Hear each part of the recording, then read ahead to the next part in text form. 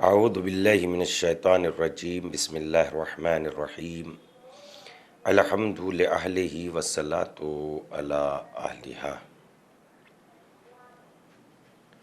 آؤ کتاب پڑھیں میں ہم آپ کی خدمت میں قصص الانبیاء علیہم الصلاۃ والسلام کو پیش کر رہے ہیں، اور ہماری گفتگو الحمدللہ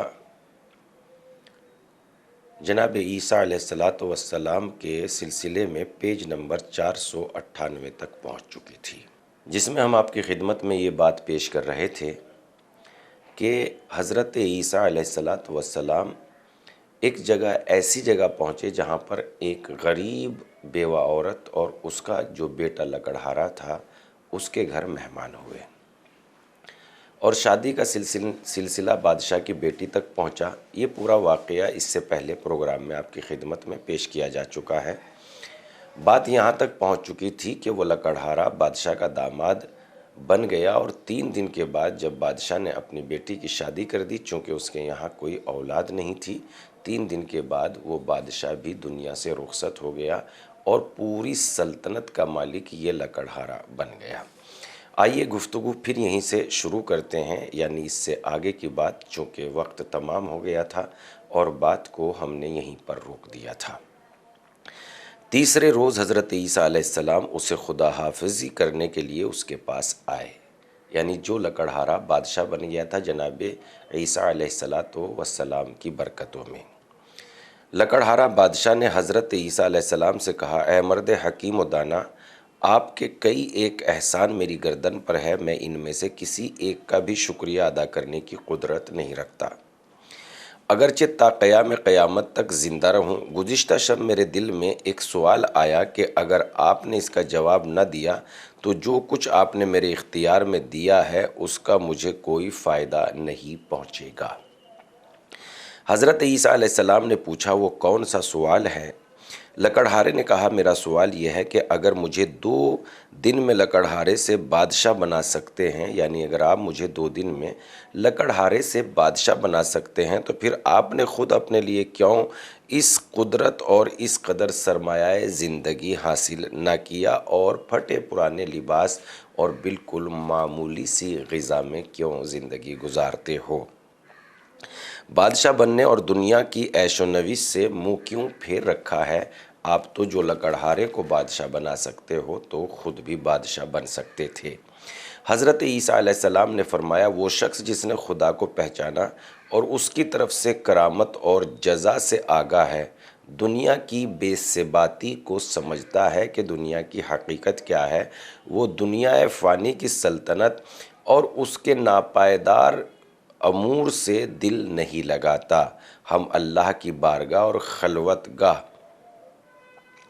ایسی خاص روحانی لذتیں حاصل ہوتی ہیں کہ جن کا دنیا میں کوئی جواب نہیں ہے۔ دنیا کی تمام لذتیں ان کے مقابلے میں ناچیز ہے۔ اس کے بعد حضرت عیسیٰ علیہ السلام نے اس کے سامنے کچھ معنوی لذتیں اور درجات اور ملکوتی نعمتوں کی وضاحت کی۔ وہ لکڑہارا مطلب کو اچھی طرح سمجھ گیا اور اس کے اندر عجیب تبدیلی رونما ہوئی۔ اس نے حضرت عیسیٰ کی طرف متوجہ ہو کر کہا، قاطعانہ انداز میں یوں کہا، مجھے آپ سے شکوہ ہے، آپ کیوں خود ایک بہتر اور خوبصورت راستے پر چلے ہیں لیکن مجھے دنیا کی اس کٹھن راستے پر ڈال دیا؟ حضرت عیسیٰ نے فرمایا، میں نے یہ کام اس لیے کیا ہے کہ تمہاری عقل و دانائی کا امتحان لے سکوں اور ان امور کو ترک کرنا تمہارے لیے پاداش کا موجب اور دوسروں کے لیے عبرت حاصل کرنے کا سبب ہو۔ اس لکڑہارے نے تخت سلطنت اور تمام حکومتی کاموں کو چھوڑا اور وہی لکڑہارا لباس پہن کر جو اس کا پرانا لباس تھا حضرت عیسیٰ علیہ السلام کے پیچھے پیچھے چل پڑا، تاکہ جب تک زندہ رہے ان کا ہم نشیں اور ہم سفر رہے۔ خیال میں اس طرح شہر میں موجود تھا، ہم سفر رہے، میرے خیال میں اس شہر میں موجود تھا، میں اسے تلاش کر کے تمہارے پاس لے آیا ہوں۔ یہ وہی خزانہ ہے جس کا اشارہ حضرت عیسیٰ علیہ السلام نے اس سے پہلے اپنے حواریوں سے کہا تھا کہ میرے پاس ایک خزانہ اس شہر میں موجود ہے۔ حضرت عیسیٰ علیہ السلام کا شہر انطاکیہ میں مبلغین کا بھیجنا۔ حضرت عیسیٰ علیہ السلام کی جانب سے روم کے شہر انطاکیہ 2 افراد تبلیغ کے لیے مامور ہوئے، یعنی حضرت عیسیٰ علیہ السلام نے بھیجے، لیکن وہ دونوں لوگ تبلیغ کرنے کی صحیح روش سے آشنا نہ تھے، لہذا کچھ زیادہ عرصہ نہیں گزرا تھا، نہ صرف یہ لوگوں کی طرف مائل ہوئے بلکہ لوگوں نے ان سے دوری اختیار کی۔ بادشاہ کے حکم سے ان دونوں کو گرفتار کر کے مجسمہ خانے میں لایا گیا اور زندہ قید کر دیا گیا۔ حضرت عیسیٰ علیہ السلام کو جب یہ خبر ملی تو ان دونوں لوگوں کے لیے تبلیغ بے نتیجہ رہی اور بادشاہ نے ان دونوں کو زندان میں ڈال دیا ہے، تو انہوں نے اپنے خاص وسیع شمعون صفا کو، جو کہ ایک تجربہ کار اور ماہر مبلغ تھے، ان دونوں کی نجات اور انطاکیہ کے لوگوں کو راہ سعادت کی طرف دعوت دینے کے لیے بھیجا۔ وہ انتہائی سنجیدگی، تدبر اور دلکش روش سے شہر میں داخل ہوئے اور آغاز میں یوں اعلان کیا، میں اس شہر میں مسافر ہوں، میں نے ارادہ کیا ہے کہ بادشاہ کے خدا کی پرستش کروں، میں اس شہر میں بادشاہ کا موافق اور ان کا ہم خیال ہوں۔ اس کا یہی اعلان اس بات کا سبب بنا کہ اسے بادشاہ کے پاس جانے کی اجازت مل گئی۔ بادشاہ نے حد سے بڑھ کر اس کا استقبال کیا اور اس کے طریقہ کار سے خوش ہوا اور حکم دیا کہ اسے انتہائی ادب و احترام سے مجسمہ کدے پر ٹھہرایا جائے۔ جناب شمعون اس شہر کی عمومی عبادت گاہ مجسموں کو دیکھنے کے لیے مجسمہ خانے میں داخل ہوئے اور ان کے اندر گردش کے دوران اپنے دونوں ہاتھوں کو زندان میں دیکھا اور چاہتے ہیں کہ شمعون کے ساتھ رفاقت کا اظہار کرے، لیکن انہوں نے اشارے کے ذریعے انہیں سمجھایا کہ وہ میرے ساتھ کسی قسم کی دوستی کا اظہار نہ کریں۔ شمعون نے مسلسل 1 سال تک مجسمے میں آمد و رفت رکھی اور ظاہراً مجسموں کی عبادت کرنے۔ اس مدت میں انہوں نے بادشاہ کے ساتھ اپنی دوستی کی بنیاد رکھی اور دور اندیشی اور اپنے خاص دلکش روش کی وجہ سے بادشاہ کے نزدیک ایک خاص اور شایان شان مقام حاصل کر لیا۔ کچھ عرصہ گزرنے کے بعد ایک دن انہوں نے روم کے بادشاہ کے ساتھ ایک خصوصی نشست میں یوں کہا، جب سے مجسمہ کدوں میں میری آمد و رفت ہے، وہاں پر 2 افراد کو قید میں دیکھ رہا ہوں۔ اب میں آپ کی اجازت سے یہ پوچھنا چاہتا ہوں کہ انہیں کس وجہ سے زندان میں بند کیا ہے؟ بادشاہ نے کہا، ان دونوں لوگوں نے اس شہر میں فتنہ و فساد کا جال پھیلا رکھا تھا۔ ان لوگوں کا دعویٰ ہے کہ جہاں کو خلق کرنے والے ان مجسموں کے علاوہ خدا کوئی اور ہے، پس اس فتنہ و فساد سے محفوظ رہنے کے لیے میں نے ان دونوں کو قید خانے میں ڈال دیا۔ شمعون نے کہا کہ انہوں نے مجسموں کے علاوہ کسی اور خدا کی خدائی کا کیسے دعویٰ کیا؟ اس بات پر ان کی کیا دلیل ہے؟ اگر آپ بہتر سمجھے تو ان دونوں کو حاضر کرنے کا حکم دیں، میرا دل بہت چاہتا ہے کہ ان لوگوں سے بات چیت کروں۔ بادشاہ نے کہا، بہت اچھا، اس لیے آپ ان کے طریقہ کار سے آگاہ ہوں، میں انہیں حاضر کرنے کا حکم دیتا ہوں۔ پس بادشاہ روم کی اجازت اور حکم سے ان دونوں قیدیوں کو حاضر کیا گیا۔ شمعون نے بادشاہ کی موجودگی میں ان کے ساتھ اپنی گفتگو کا آغاز یہاں سے کیا، بڑی حیران کن بات ہے کہ کیا دنیا میں مجسمہ کدوں کے علاوہ اور مجسموں کے علاوہ، خداؤں کے علاوہ، ان مجسموں کے علاوہ اور بھی خدا موجود ہے، اور کیا وہ خدا ہے؟ قیدیوں نے کہا، ہاں، ہم خدائے آسمان و زمین کے معتقد ہے، وہ خدا جو بہار کے موسم میں صحراؤں کو سرسبز و شاداب کر دیتا ہے، خزاں میں یہ سرسبزی اور شادابی چھین لیتا ہے۔ وہ ایسا خدا ہے جس نے آفتاب جہاں تاب اور شمشاد اور تمام ستاروں کو خلق کیا ہے۔ آگاہ اور دانش افراد کبھی کبھی کوئی دعویٰ و دلیل بغیر قبول نہیں کرتے، لہذا شمعون نے ان سے دلیل کا مطالبہ کرتے ہوئے اظہار کیا، اپنی اس پے در پے گفتگو کو ایک طرف رکھیں، دعوے کا بغیر دلیل کے یوں ہی ہے جیسے پتھر پر ڈھیلا مارتا ہو۔ کیا تمہارے پاس اپنے دعوے پر کوئی دلیل ہے؟ قیدیوں نے کہا، ہاں، اگر ہم اپنے خدا سے چاہیں تو پیدائشی اندھوں کو آنکھیں عطا کر دیتا ہے اور اپاہج شخص کو تندرست اور صحت عطا کر دیتا ہے۔ شمعون نے بادشاہ سے کہا، آپ حکم دے کہ اندھوں کو حاضر کیا جائے۔ شاہ کے حکم سے مادرزاد اندھوں کو وہاں پر لایا گیا۔ پھر شمعون نے ان دونوں سے کہا کہ اگر تم لوگ اپنے دعوے میں سچے ہو اور اپنے خدا سے کہو کہ ان اندھوں کو آنکھیں دے دے۔ وہ دونوں لوگ فوراً سجدے میں گر گئے اور خداوند متعال سے اندھوں کی بینائی کا مطالبہ کرنے لگے۔ ابھی دعا ختم نہیں ہوئی تھی کہ اندھوں کو آنکھیں مل گئی اور خدا نے اندھوں کو 2 چشم بینا عطا کر دی۔ شمعون نے کہا کہ یہ حیرانگی کی بات نہیں، اگر آپ لوگوں نے اتنا بڑا کام کر دکھایا، ہمارے خدا بھی مادرزاد اندھے کو شفا دے سکتے ہیں۔ شاہ نے شمعون سے کانا پھوسی کی، ہمارے خدا کسی کو کوئی نفع اور نقصان نہیں پہنچا سکتے، وہ ہرگز اندھوں کو شفا دینے پر قادر نہیں ہیں۔ شمعون کے حکم سے ایک اندھے کو لایا گیا، شمعون نے دعا دی، اندھے کو شفا مل گئی۔ اس کے بعد ان دونوں کی طرف متوجہ ہو کر کہا، حجت و بے حجتن، دلیل پر دلیل ہے، آپ کے خدا نے اندھے کو شفا دی ہے تو ہمارے خداؤں نے بھی ایسا ہی کیا۔ قیدیوں نے کہا، ہمارا خدا اپاہج افراد کو شفا دیتا ہے۔ ایک اپاہج شخص کو لایا گیا، ان دونوں کی دعا سے اسے شفا مل گئی۔ شمعون کے حکم سے ایک اور اپاہج شخص کو لایا گیا، شمعون نے دعا کی، اسے بھی شفا مل گئی۔ قیدیوں نے کہا، ہم اذن خدا سے مردوں کو زندہ کرتے ہیں۔ شمعون نے کہا، اگر آپ لوگ واقعاً مردوں کو زندہ کریں تو میں بادشاہ کی اجازت سے آپ کے خدا پر ایمان لے آؤں گا۔ بادشاہ نے بھی فوراً کہا، ہاں، اگر وہ مردوں کو زندہ کریں گے تو میں بھی ان کے خدا کا معتقد ہو جاؤں گا۔ اتفاق سے ہوا یوں کہ اسی گفتگو سے 7 دن قبل بادشاہ کا جوان بیٹا مرا تھا۔ شمعون نے کہا، مردے کو زندہ کرنا ہمارے اور ہمارے خداؤں کی قدرت سے باہر ہے۔ اگر آپ کا خدا شاہ کے مردہ بیٹے کو زندہ کرنے پر قادر ہو تو میں اور بادشاہ آپ کے خدا کے معتقد ہو جائیں گے۔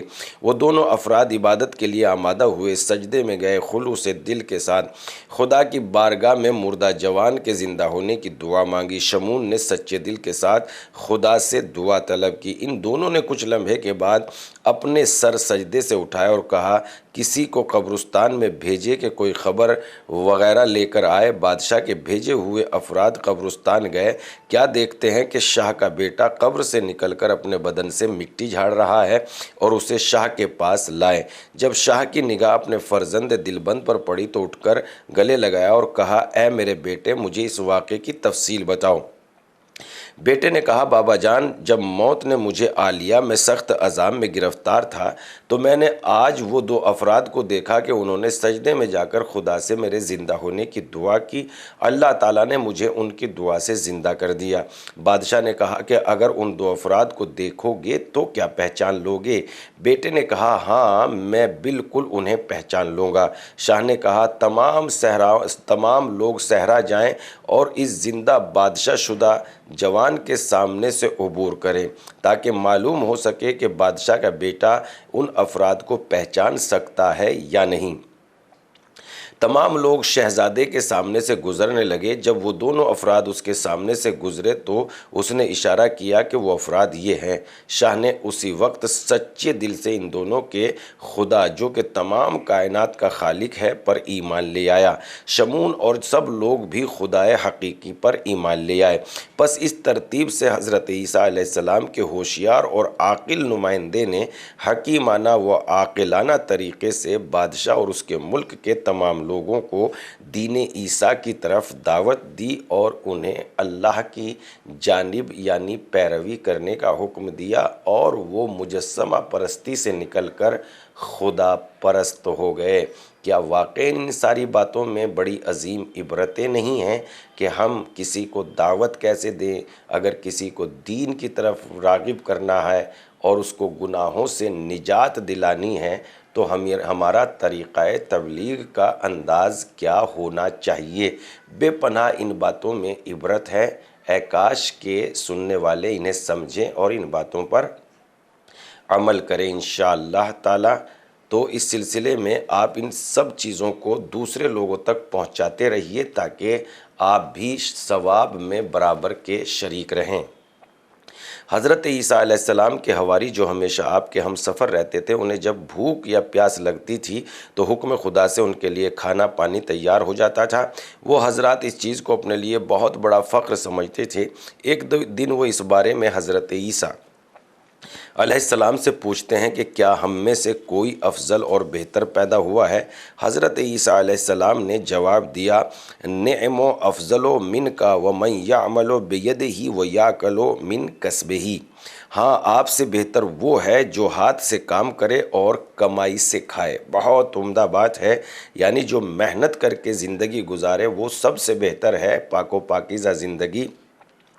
حواریوں نے جب یہ جواب سنا تو لوگوں کے کپڑے دھوتے اور اجرت حاصل کرتے یعنی وہ کام کاج کرنے میں مصروف ہو گئے اور ان کے عوض جو اجرت ملتی اس سے اپنی زندگی کے اخراجات پورے کرتے۔ گویا انہوں نے لوگوں کو عملی طور پر یہ سبق سکھایا کہ محنت مزدوری کرنا کوئی عیب نہیں ہے بلکہ بہترین عبادت ہے۔ حضرت عیسیٰ علیہ السلام کی 3 عبادت گزار گروہ سے ملاقات۔ ایک سفر کے دوران حضرت عیسیٰ علیہ السلام کے 3 ایسے افراد سے ملاقات ہوئی جن کے بدن ضعیف و نحیف ہے اور رنگ اڑا ہوا ہے۔ آپ نے ان سے پوچھا تمہاری حالت ایسی کیوں بنی ہوئی ہے؟ انہوں نے کہا خدا اور آتش جہنم کے خوف نے ہماری یہ حالت بنا رکھی ہے۔ حضرت عیسیٰ علیہ السلام نے فرمایا خدا کے لیے مناسب ہے کہ اپنی بارگاہ سے خوف کھانے والوں کو امان دے اور اسے دوزخ کے عذاب سے محفوظ رکھے۔ وہاں سے آگے بڑھے تو 3 اور لوگوں سے ایسی ملاقات ہوئی جن کی حالت پہلے والے افراد سے زیادہ پریشان کن تھی۔ ان لوگوں نے پوچھا تمہاری حالت ایسی کیوں ہے؟ انہوں نے کہا بہشت کے شوق نے ہمیں اس حال تک پہنچا دیا ہے۔ حضرت عیسیٰ علیہ السلام نے فرمایا شان خدا کے مناسب ہے کہ جس کی امید لگائے بیٹھے ہو تمہیں عطا فرمائے۔ وہاں سے آگے بڑھے تو 3 اور لوگوں سے ملاقات کی۔ ان کی صورتحال پہلے دونوں گروہوں سے پریشان کن تھی، البتہ ان کے چہروں پر نور چمک رہا تھا۔ آپ نے ان سے پوچھا کہ آپ لوگ ایسی حالت میں کیوں بنی ہوئی ہے؟ انہوں نے کہا ہم خدا سے محبت کرتے ہیں، عشق خدا نے ہمیں ایسا بنا رکھا ہے۔ حضرت عیسیٰ علیہ السلام نے 2 مرتبہ فرمایا انتم المقربون انتم المقربون، آپ بارگاہ خداوندی میں مقرب ہیں۔ موت کے بعد 20 سالہ زندگی۔ ایک دن کسی شخص نے حضرت امام جعفر صادق علیہ السلام سے پوچھا کیا حضرت عیسیٰ نے کسی ایسے شخص کو زندہ کیا ہے جس نے زندہ ہونے کے بعد کچھ عرصہ زندگی گزاری ہو، دنیا کی نعمتوں سے فائدہ اٹھایا ہو؟ حضرت امام جعفر صادق علیہ السلام نے فرمایا حضرت عیسیٰ کے دینی برادر اور مخلص دوست تھے۔ حضرت عیسیٰ جب بھی اس کے گھر کے قریب سے گزرتے تو اس کے گھر میں جاتے اور اس کے احوال پرسی کرتے۔ ایک دفعہ حضرت عیسیٰ علیہ السلام ایک مدت کے لیے سفر پر چلے گئے۔ جب وہ واپس پلٹے تو انہیں اپنا دینی بھائی یاد آیا، اس سے ملنے اس کے گھر گئے کہ احوال پرسی کریں۔ اس شخص کی ماں گھر سے باہر آئی۔ حضرت عیسیٰ نے پوچھا فلاں شخص کہاں ہے؟ ماں نے کہا اے پیغمبر خدا میرا بیٹا دنیا سے چل بسا۔ حضرت عیسیٰ نے اس شخص کی والدہ سے پوچھا کیا دوست رکھتی ہو کہ اپنے بیٹے کو زندہ دیکھو؟ ماں نے عرض کیا ہاں۔ حضرت عیسیٰ نے فرمایا میں کل آپ کے پاس آؤں گا اور آپ کے بیٹے کو اذن خدا سے زندہ کروں گا۔ جب کل ہوئی تو حضرت عیسیٰ اپنے دوست کی والدہ کے پاس آئے اور فرمایا آئیں دونوں مل کر آپ کے بیٹے کی قبر پر چلتے ہیں۔ ماں حضرت عیسیٰ کے ہمراہ اپنے بیٹے کی قبر پر آئی۔ حضرت عیسیٰ نے قبر کے قریب کھڑے ہو کر دعا کی، قبر شق ہوئی اور خاتون کا بیٹا زندہ ہو کر قبر سے باہر آیا۔ جب اس نے اپنی ماں کو اور ماں نے اسے دیکھا تو باہم گریہ و زاری کرنے لگے۔ حضرت عیسیٰ علیہ السلام کو ان کی ماں بیٹے پر رحم آیا۔ اپنے دوست سے پوچھا کیا تم اپنی ماں کے ہمراہ دنیا میں رہنا چاہتے ہو؟ اس نے عرض کیا خدا یعنی غذا کھاؤں اور روزی کماؤں اور ایک مدت تک زندہ رہوں۔ حضرت عیسیٰ نے فرمایا ہاں کیا چاہتے ہو کہ 20 سال غذا کھاؤ، روزی کماؤ اور شادی کرو اور صاحب اولاد بنو؟ اس نے عرض کیا ہاں میں اس پر راضی ہوں۔ حضرت عیسیٰ علیہ السلام نے اس شخص کو اس کی ماں کے سپرد کیا اور 20 سال تک زندہ رہا اور اس نے شادی کی اور صاحب اولاد بھی ہوا۔ تو ابھی آؤ کتاب پڑھیں میں بس اتنا ہی، اس لیے کہ ہمارا وقت تمام ہو گیا ہے اور پیج نمبر 506 تک ہماری گفتگو پہنچ چکی ہے۔ انشاءاللہ مختصر سے حالات ابھی باقی ہیں حضرت عیسیٰ علیہ السلام کے سلسلے میں، آپ کی خدمت میں اگلے پروگرام میں پیش کریں گے۔ تب تک کے لیے خدا حافظ۔